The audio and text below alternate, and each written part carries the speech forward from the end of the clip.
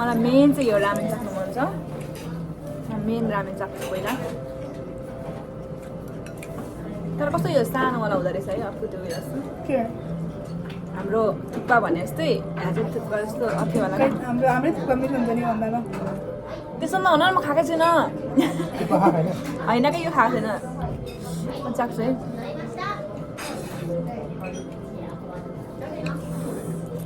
कति गाह्रो हो खानालाई कस्तो रहेछ टेस्टी छ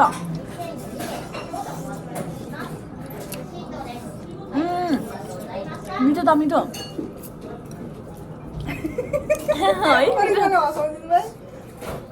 गलत बनाइराख्यो नि त अनि हल्का त दिनु पर्यो